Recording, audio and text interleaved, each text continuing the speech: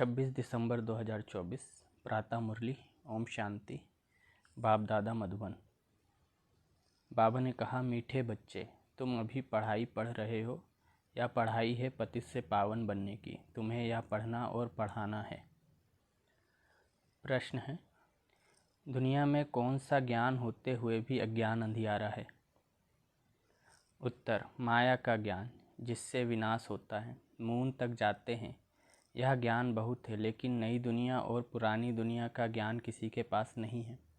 सब अज्ञान अंधियारे में है। सभी ज्ञान नेत्र से अंधे हैं। तुम्हें अभी ज्ञान का तीसरा नेत्र मिलता है। तुम नॉलेजफुल बच्चे जानते हो, उन्हों की ब्रेन में विनाश के ख्यालात हैं, तुम्हारी बुद्धि में स्थापना के ख्यालात हैं।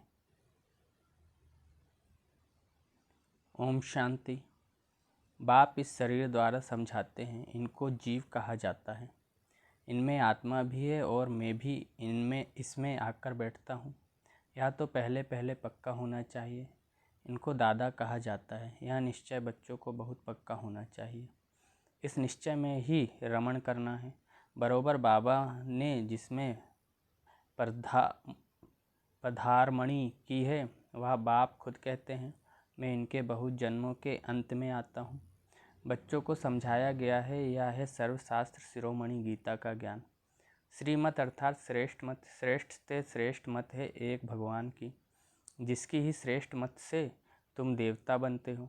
बाप खुद कहते हैं, मैं आता ही तब हूँ जब तुम भ्रष्ट मत पर पतित बन जाते हो। मनुष्य से देवता बनने का अर्थ भी समझना है।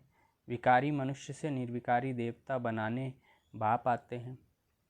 सतयुग में मनुष्य ही रहते हैं, परंतु देवी गुण वाले। अभी कलयुग में हैं सभी आसुरी गुण वाले।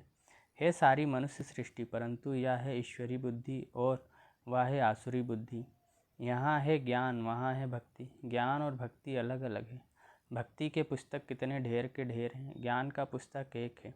एक ज्ञान सागर की पुस्तक एक ही होना चाहिए। जो भी धर्म स्थापन करते हैं, उनका पुस्तक भी एक ही होता है, जिसको रिलीजियस बुक कहा जाता है। पहली रिलीजियस बुक है गीता। पहला आदि सनातन देवी देवता धर्म है ना, कि हिंदू धर्म। मनुष्य समझते हैं गीता से हिंदू धर्म स्थापन हुआ। गीता का ज्ञान श्री कृष्ण ने दिया। कब दिया? परंपरा से। कोई शास्त्र में शिव भगवान वास तो है नहीं। तुम अभी समझते हो ना, गीता ज्ञान द्वारा ही मनुष्य से देवता बने हैं। जो बाप अभी हमें दे रहे हैं, इसको ही भारत का प्राचीन राजयोग कहा जाता है। जिस गीता में ही काम महाशत्रु लिखा हुआ है, इस शत्रु ने ही तुम्हें हार खिलाई है। बाप इस पर ही जीत पहनाकर जगत जीत विश्व का मालिक बनाते हैं। बेहद का बाप बैठ इन द्वारा तुमको पढ़ाते हैं। वह है सभी आत्माओं का बाप, या फिर है सभी मनुष्य आत्माओं का बेहद का बाप। नाम ही है प्रजापिता ब्रह्मा। तुम किससे पूछ सकते हो कि ब्रह्मा के बाप का नाम क्या है? तो मूंझ पड़ेंगे। ब्रह्मा विष्णु शंकर, इन तीनों का बाप कोई होगा ना।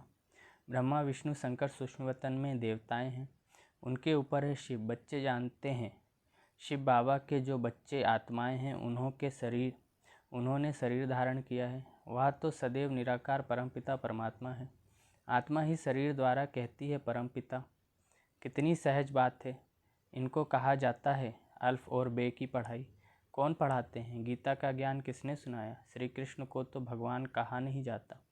वह तो देहधारी हैं, ताजधारी हैं। शिव तो है निराकार, उन पर तो कोई ताज आदि है नहीं। वही ज्ञान का सागर है। बाप ही बीज रूप चैतन्य है। तुम भी चैतन्य हो। सभी झाड़ों के आदि मध्य अंत को तुम जानते हो। भल तुम माली नहीं हो, परंतु समझ सकते हो कि बीज कैसे डालते हैं, उनसे झाड़ कैसे निकलता है। वह है जड़, यह है चैतन्य। आत्मा को चैतन्य कहा जाता है। तुम्हारी आत्मा में ही ज्ञान है और किसी आत्मा में ज्ञान हो नहीं सकता। तो बाप चैतन्य मनुष्य सृष्टि का बीज रूप है। यह चैतन्य क्रिएशन है। वह सभी हैं जड़ बीज। ऐसे नहीं कि जड़ बीज में कोई ज्ञान है, या तो है चैतन्य बीज रूप। उनमें सारे सृष्टि की नॉलेज है। झाड़ की उत्पत्ति, पालना, विनाश का सारा ज्ञान उनमें है। फिर नया झाड़ कैसे खड़ा होता है, वह है गुप्त। तुमको ज्ञान भी गुप्त मिलता है। बाप भी गुप्त आए हैं। तुम जानते हो यह कलम लग रहा है। अभी तो सभी पतित बन गए हैं। अच्छा, बीज से पहला पहला पत्ता निकला, वह कौन था? सतयुग का पहला पत्ता तो श्री कृष्ण को ही कहेंगे, लक्ष्मी नारायण को नहीं कहेंगे। नया पत्ता छोटा होता है, पीछे बड़ा होता है, तो इस बीज की कितनी महिमा है। यह तो चैतन्य है ना। भल दूसरे भी निकलते हैं, धीरे धीरे उन्हों की महिमा कम होती जाती है। अभी तुम देवता बनते हो तो मालूम, तो मूल बात है हमको देवी गुण धारण करने हैं, इन जैसा बनना है। चित्र भी है, यह चित्र ना होते तो बुद्धि में ज्ञान कैसे आता। यह चित्र बहुत काम में आते हैं। भक्ति मार्ग में इन चित्रों की पूजा होती है और ज्ञान मार्ग में तुमको इन्हों से ज्ञान मिलता है कि इन जैसा बनना है। भक्ति मार्ग में ऐसा नहीं समझेंगे कि हमको ऐसा बनना है। भक्ति मार्ग में मंदिर आदि कितने बनवाते हैं। सबसे जास्ती मंदिर किसके होंगे? जरूर शिव बाबा के ही होंगे। फिर उनके बाद क्रिएशन के होंगे। पहली क्रिएशन वह लक्ष्मी नारायण है, तो शिव के बाद इनकी पूजा जास्ती होगी। माताएं जो ज्ञान देती हैं उनकी पूजा नहीं, वह तो पढ़ती हैं। तुम्हारी पूजा अभी नहीं होती है क्योंकि तुम अभी पढ़ रहे हो। जब तुम पढ़कर अनपढ़ बनेंगे फिर पूजा होगी। अभी तुम देवी देवता बनते हो। सतयुग में बाप थोड़े ही पढ़ाने जाएगा, वहाँ ऐसी पढ़ाई थोड़े ही होगी। यह पढ़ाई पतितों को पावन बनाने की है। तुम जानते हो हमको जो ऐसा बनाते हैं उनकी पूजा होगी, फिर हमारी भी पूजा नंबरवार होगी। फिर गिरते गिरते 5 तत्वों की भी पूजा करने लग पड़ते हैं। 5 तत्वों की पूजा माना पतित शरीर की पूजा। यह बुद्धि में ज्ञान है कि इन लक्ष्मी नारायण का सारे सृष्टि पर राज्य था। इन देवी देवताओं ने राज्य कैसे और कब पाया यह किसको पता नहीं है। लाखों वर्ष कह देते हैं, लाखों वर्ष की बात तो किसकी बुद्धि में बैठ ना सके, इसलिए कह देते हैं यह परंपरा से चला आता है। अभी तुम जानते हो देवी देवता धर्म वाले और धर्मों में कन्वर्ट हो गए हैं। जो भारत में हैं वह अपने को हिंदू कह देते हैं क्योंकि पतित होने कारण देवी देवता कहना शोभता नहीं। परंतु मनुष्यों में ज्ञान कहाँ। देवी देवताओं से भी ऊंच टाइटल अपने पर रखवाते हैं। पावन देवी देवताओं की पूजा करते माथा झुकाते हैं, परंतु अपने को पतित समझते थोड़े ही हैं। भारत में खास कन्याओं को कितना नमन करते हैं, कुमारों को इतना नहीं करते।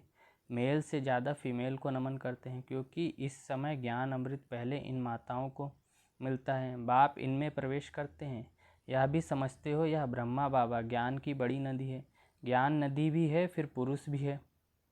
ब्रह्मपुत्रा नदी सबसे बड़ी है जो कलकत्ता तरफ सागर में जाकर मिलती है। मेला भी वहाँ ही लगता है, परंतु उन्हें यह पता नहीं कि यह आत्माओं और परमात्माओं का मेला है। वह तो पानी की नदी है जिसका नाम ब्रह्मपुत्रा रखा है। वह तो ब्रह्म को ईश्वर कह देते हैं, इसलिए ब्रह्मपुत्रा को पावन समझते हैं। पतित पावन वास्तव में गंगा को नहीं कहा जाता है। यहाँ सागर और ब्रह्मा नदी का मेल है। बाप कहते हैं यह फीमेल तो नहीं है जिस द्वारा एडॉप्शन होती है। यह बहुत गूढ़ समझने की बातें हैं जो फिर प्रायः लोप हो जानी है।